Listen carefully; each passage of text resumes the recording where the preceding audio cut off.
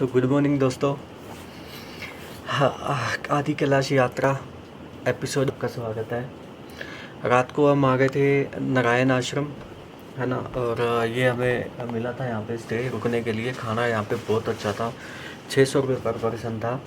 अभी मैं आपको यहाँ से बाहर का व्यू दिखाता हूँ और आगे का प्लान फिर आपको बताता हूँ क्या है। बारिश 2 दिन से कंटिन्यू हुए जा रही है, रुकने का नाम नहीं ले रही है। तो अभी देखते हैं क्या प्लान है आगे का। मतलब वहाँ का रास्ता खुलेगा तो उधर जाएंगे, नहीं खुलेगा तो फिर वेट करेंगे या फिर कहीं और जाते हैं। पंचाचोली बेस कैंप जाते हैं, वो भी अभी पता करते हैं कहाँ कहाँ का रास्ता खुला है, कहाँ कहाँ का बंद है। तो सबसे पहले कल तो चैनल को सब्सक्राइब और वीडियो को कर देना शेयर। अगर अच्छी लगे तो कमेंट करके ज़रूर बताना। तो मिलते हैं आपको। अभी बाहर का मैं व्यू दिखाता हूँ, कितना ज़बरदस्त है। और यहाँ के आश्रम की स्टोरी बताता हूँ अभी 10-15 मिनट में कि क्या स्टोरी है यहाँ पे। इतनी दूर ऊपर आके नारायण आश्रम क्यों बनाया गया है। तो मिलते हैं अभी आपको। इधर आपको व्यू दिखाता हूँ।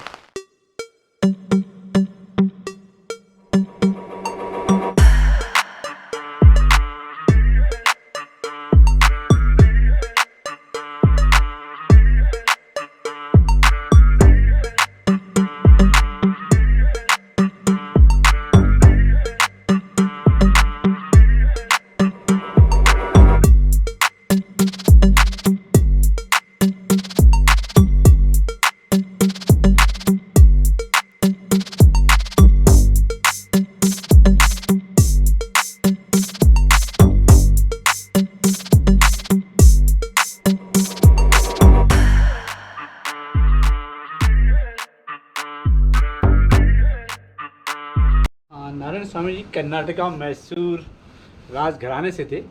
स्वयं सिविल इंजीनियर थे। छोटी उम्र में ही घर छोड़ दिया, हरिद्वार ऋषिकेश चले आ गए।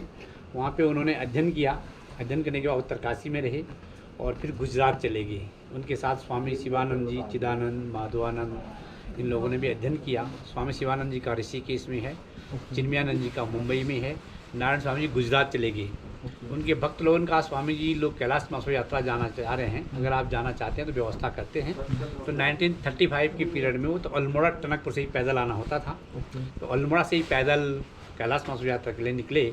शेराघाट, बेरीनाग, थाल, डिडियाट, अस्कोट के रास्ते से ऐसे नीचे निकलते धारचूला इधर पहुँचे तो देखा कि बहुत पिछड़ा इलाका है, स्कूल नहीं है, मेडिकल फैसिलिटी नहीं है। तो यहाँ जब गाँव में आए तो देखा उसमें यहाँ में मिशनरी जान क्रिश्चियन लोग यहाँ गांव में पहुँच गए थे। और लोगों को जैसे थोड़ा सी दवाई की फैसिलिटी देना, थोड़ा किसी को भेड़ बकरी दे देना, किसी को 2-4 बच्चों को फीस दे देना।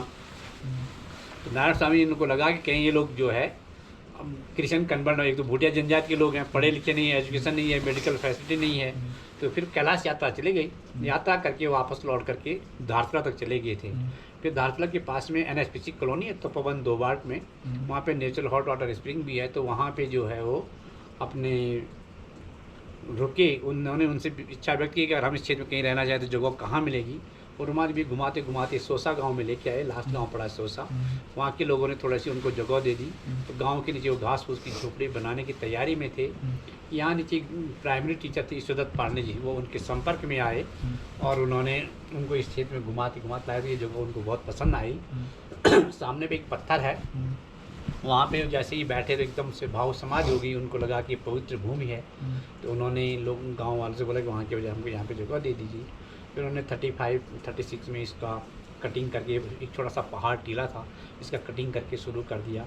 और यहाँ के लोगों के लिए पहले पांगू में हाई स्कूल बनाया, फिर इंटर कॉलेज बनाया। 10 किलोमीटर पीछे पड़ा ना। और आगे अस्कोट डिडियाट से आए आप लोग, पिथौरागढ़ से आए। हाँ जी। हाँ, तो वहाँ से बीच में अस्कोट कहीं बोर्ड डिडियाट का बोर्ड लगा होगा। तो वहाँ पे जैसे नारायण नगर बसाया गया। विद साइंस बापू महाविद्यालय बनाया। चौकोरी के पास में बागेश्वर वाले रूट पे ब्राह्मण बहुत सी था, वहाँ पे 1938 में संस्कृत महाविद्यालय बनाया, इंटर कॉलेज बनाया।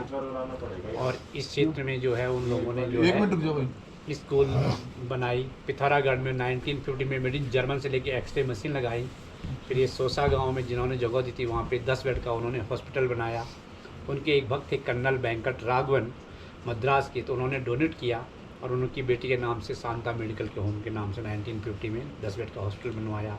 डॉक्टर क्वार्टर्स बनाए। और जो कैलाश यात्रा के लिए लोग जाते थे तो यहीं से जाते थे। हाँ, तो पहले जो है ना कि वो जब आए तो देखा कुछ भी व्यवस्था नहीं थी। आज भी कैलाश यात्रियों के लिए भी विशेष रूप से व्यवस्था नहीं थी। हाँ जी। और साधु संत होते हैं, आज तो पैसे वाले जाते हाँ हैं। जी। आज तो 1 लाख रुपया पर हेड वैसे हाँ। एक्सपेंस आ जाता है। हाँ जी। क्योंकि पहले 500 था, अभी तो $1000 चाइना गवर्नमेंट लेती है।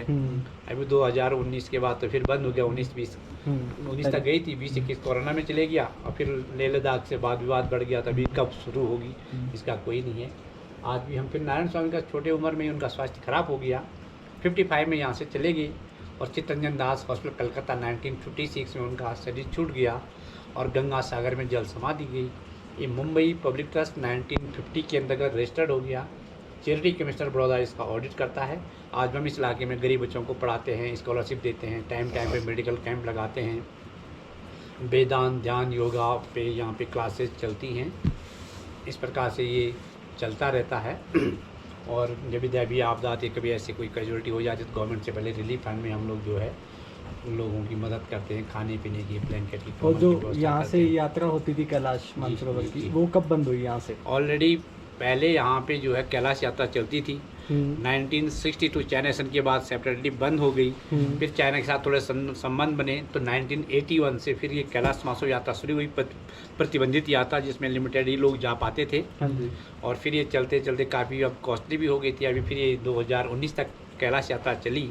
उसके बाद तो बंद उस हो टाइम गई। पे हाँ, तो नारायण स्वामी के ज़माने में यहाँ पे हर कैलाश यात्री को खाने पीने रहने की सुविधा देते थे। 2-2 ब्लैंकेट, तब तो साधु लोग होते थे ना, तो 2-2 ब्लैंकेट, 2-2 गुड़ की भेली, 2-2 के लिए गुड़ होता है ना बड़ा वाला, गुड़ की भेली और बार्ली का आटा, सत्तू, क्योंकि ऊपर आगे फ्यूल नहीं मिलता है तो उसको किसी तरह से लोटा और उसमें से गुड़ में लपेट के खाए और अपनी आजीविका चलाते थे।